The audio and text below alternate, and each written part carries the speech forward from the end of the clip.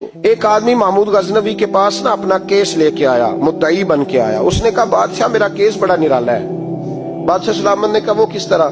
کہنے لگا یہ میرے پاس ایک تھیلی ہے، میں نہ سفر پہ جانے لگا تو یہ تھیلی پوری ہیروں کی بھری ہوئی، فلاں علاقے کے جو قاضی صاحب ہے نا، میں جاتی دفعہ میں کہیں سفر پہ جا رہا تھا تو میں ان کے پاس چھوڑ گیا کہ رستہ لمبا ہے، کہیں کوئی مجھ سے چھین نہ لے، ہیروں کی بھری ہوئی۔ کچھ دنوں کے بعد میں واپس آیا ہوں، قاضی صاحب نے مجھے تھیلی واپس کی ہے تو اس میں ہیروں کی بجائے کھوٹے سکے نکلے۔ اب میں نے قاضی صاحب سے کہا ہے تو قاضی صاحب تو میرے گریبان تک آتے ہیں، وہ کہتے ہیں بتا کہیں سے پھٹی ہے، کھلی ہے؟ وہ جس طرح ٹانکے لگا کے تو نے سی تھی اسی طرح لگے ہوئے ہیں کہ نہیں؟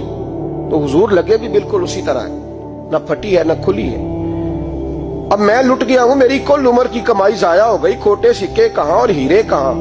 تو مہربانی کریں اور آپ کی بارگاہ میں اللہ رسول کے نام پر حلف دیتا ہوں کہ میں ہوں بالکل سچا۔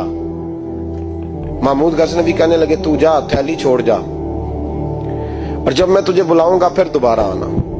وہ شخص چلا گیا۔ محمود غزنوی اٹھے، دربار برخاست کیا، لوگوں سے کہنے لگے چلے جاؤ، میں 3 دن کے لیے سیر کرنے جا رہا ہوں، 3 دن کے بعد لوٹوں گا۔ اکیلے جب رہ گئے نا محمود دربار میں تو محبوب نے چھری منگائی۔ وہ جس تخت پہ بیٹھتے تھے وہاں گدا بچھا ہوا تھا، یہ گدا پڑا ہے نا، وہ گدا بچھا ہوا تھا۔ محمود نے چھری کے ساتھ اس کو پھاڑ ڈالا اور چھری جیب میں رکھی نکل گئے۔ کہنے لگے میرے بعد کوئی میرے دربار والے احاطے میں داخل نہ ہو۔ محمود چلے گئے۔ اب وہ صفائی کرنے والا جب آیا نا، اس نے آ کے دیکھا تو گدا تو پھٹا ہوا ہے۔ اس نے شور ڈال دیا، پہرے دار بھی آ گئے، فلاں صاحب بھی آ گئے، فلاں صاحب۔ اس نے کہا او خدا کے بندو، اس کا گدا پھٹ گیا ہے، وہ تو مار ڈالے گا۔ اس نے کہا تھا سوائے صفائی اور نگرانی والے کے دوسرا آئے کوئی نہ، اور یہاں آیا بھی کوئی نہیں، پہلے دن ہی پھٹا ہوا ہے تو لٹکا دے گا سب کو، کیا کریں؟ شور ہو گیا، سارے دربار کے ملازمین اکٹھے ہو گئے۔ ایک بندہ بولا، کہنے لگا فکر نہ کرو، میں کیسے بندے کو جانتا ہوں، اس طرح سیے گا کہ جس نے پھاڑا ہوگا اسے بھی پتہ نہیں چلے گا کہاں سے پھٹا تھا، ایسا بہترین رفو کرے گا کہ پتہ بھی۔ اس نے کہا یار ہم سارے ایک مہینے کی تنخواہ دیتے ہیں، تو بندہ بلا۔ وہ بلا لیا اس کو، اس کا نام محمد رفو گر تھا۔ وہ آیا، اس کو گدا دکھایا، اس کا یار اس طرح سینہ پتہ نہ چلے۔ اس نے کہا فکر ہی نہ کرو، میں بڑا کاریگر ہوں۔ بڑے بڑے کاریگر لوگ نہیں ہمارے ملک میں پائے جاتے، کوئی نشان چھوڑتے ہیں پیچھے بڑے۔ احمد رفو گر کہنے لگا اس طرح سیوں گا کہ پھاڑنے والے کو بھی پتہ نہیں۔ ان کا پیسے لے یار تو سی دے۔